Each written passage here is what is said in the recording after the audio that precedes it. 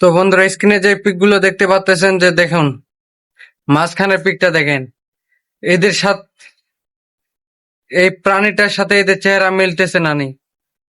এরা তো মানুষের কাতারেই পড়ে না, কারণ এরা হলো ওই যে গ্রামগঞ্জে যে এক ধরনের মানুষ এইগুলো চোরাই নিয়ে বেড়ায়, ওই যেই পাশ দিয়ে নিয়ে যায় ওইগুলো গন্ধ ফোটে, এগুলা হলো এই তাই সে প্রাণী যাদের যারা হচ্ছে ওই বেলুন দুর্ঘটনায় জন্ম হয়ে গেছে। তার তার মাও বলতে পারবে না যে এদের এদের বাবা কে। আর এরা হচ্ছে বিড়ি বিড়ি নিয়ে আন্দোলন করতে। আরে ভাই, কি বলবো এদের কথা? এদের কথা বলাই খারাপ। এরা তো মানসিকতার পড়ে না, কারণ এরা যদি মানুষ হতো তাহলে এরকম করতো না। আর এই এই যে চশমাওয়ালা মেয়েটারে দেখতে পাচ্ছেন, এর তো এই মুসলমানের কিবা কি বুঝবে? মুসলমানের রোজা কি বুঝবে? এ তো কিছুই বুঝে না।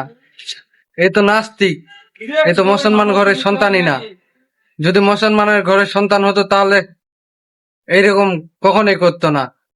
আর এই যে কাউ একটা মেয়ে দেখতে পাচ্ছেন, একদম শুকুরের অভিজ্ঞ ট্রফি।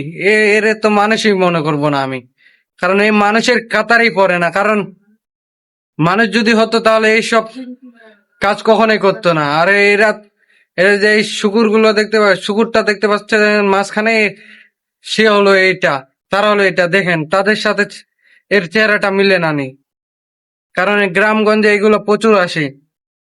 এদের গায়ে প্রচুর গন্ধ হয়। শাহবাগীরা তো মানুষ না, এরা মানুষের কাতারেই পড়ে না। কারণ মানুষ যদি হতো তাহলে এইসব করতো না।